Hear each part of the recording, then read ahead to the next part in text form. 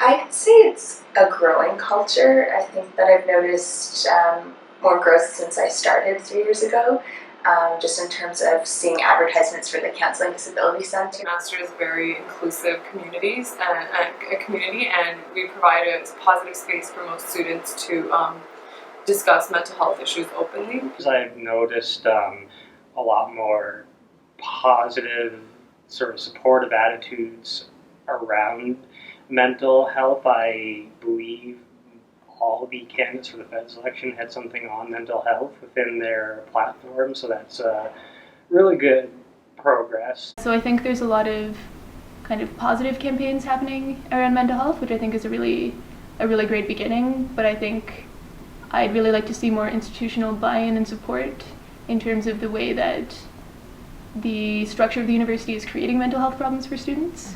I think the university does offer more support than is offered to people outside of the university, but I still don't quite think it's enough. You know, we seem to have a lot of budget to build beautiful new buildings, and I wonder why we don't seem to find the budget to hire new counselors to cut down those waiting times. We want students to know that it's okay if they have a mental illness, or that they feel like they're struggling with stress or mental illness, and it's okay to seek out help when needed. It's okay to talk to your friends about these things, because that is actually a huge barrier to a lot of students who need to seek help. It's actually identifying that it's okay, and that there are services and supports. This year there was a campaign to stomp out the stigma surrounding mental health and mental illness called Today I Feel.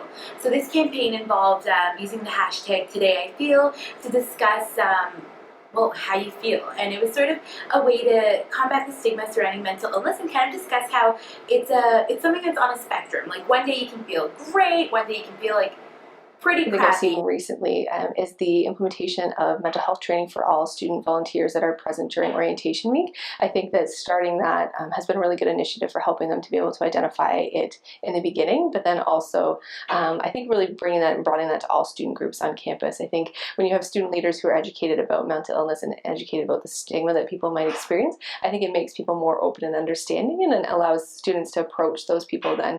There's a lot of different stuff going on, like Stand Up to Stigma or different initiatives like Move Your Mind or whatnot,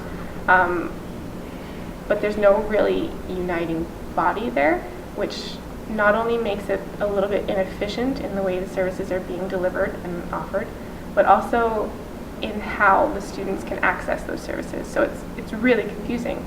But it's not very advertised, or like the people who want to learn more, they know where it is, but other people that are not really concerned or stuff like that don't really know, as myself, where to get more information. Like any challenge that needs to be addressed, I think mental health needs to be better resourced. The band seems very high because I know people who wanted to get in and couldn't. So again, good that the demand is there for it, and if there could be room to expand on those programs, that would be fantastic.